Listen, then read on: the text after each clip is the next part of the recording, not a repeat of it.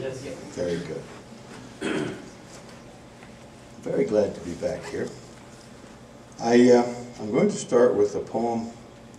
I went back into my second book and discovered another poem that turned out to be better than I originally gave it credit for.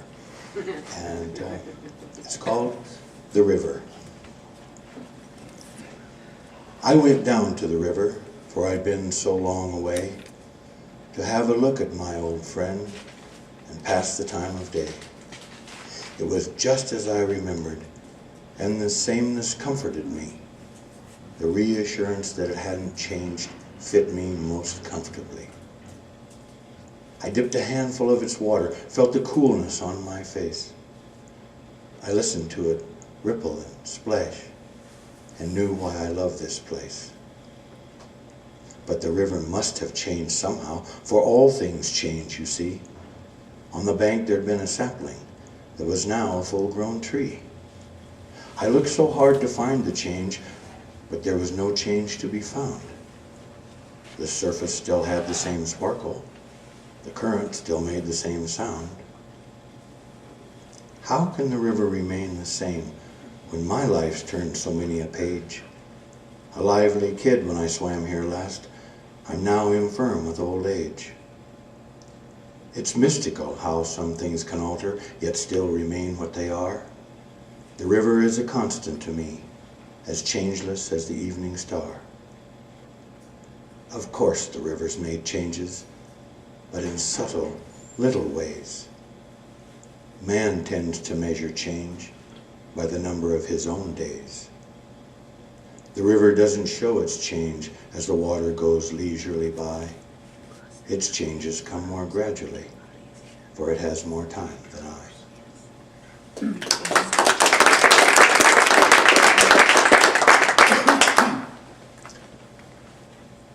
I wrote this poem late one night after watching the Band of Brothers series. It's called War Stories. The war was over, the worst was past, and they were going home at last. As they mustered out, the sergeant said, "It's best to keep what you've seen in your head. If you talk, tell a chosen few, and even then, they won't believe you." It seemed to be against an unwritten law to tell anyone just what you saw. They weren't ashamed, had nothing to hide, but for a lifetime, they kept it all inside. They told no one what they'd seen, where they'd been, for if they talked, they went back again. Back to the sights, the sounds, the smell, back again to that living hell. But time has passed and they've all grown old, and now the stories have begun to be told.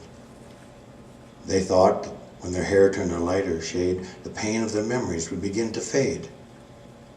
It hasn't, and no matter how hard they try, after 60 years, they still cry. What they've kept hidden at last is revealed. They left part of their soul on the battlefield.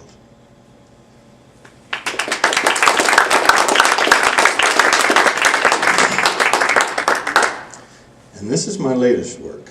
It's called Rocks and Stones. I found a pebble the other day, just looked down and there it lay. I took it home, put it in a box along with all my other rocks. He had sharp corners, his color was flat, but even so I could see that with some polishing, perhaps one day, he would shine in a special way. I put him in a tumbler then, along with some of his other friends. They bumped and jostled the livelong day, lost their rough edges along the way. Though tumbled hard, he stood the test, and he seemed to shine more than the rest. A bit of polishing, and oh, how he shone, my beautiful iridescent stone. I put him under key and lock. My precious stone was no ordinary rock.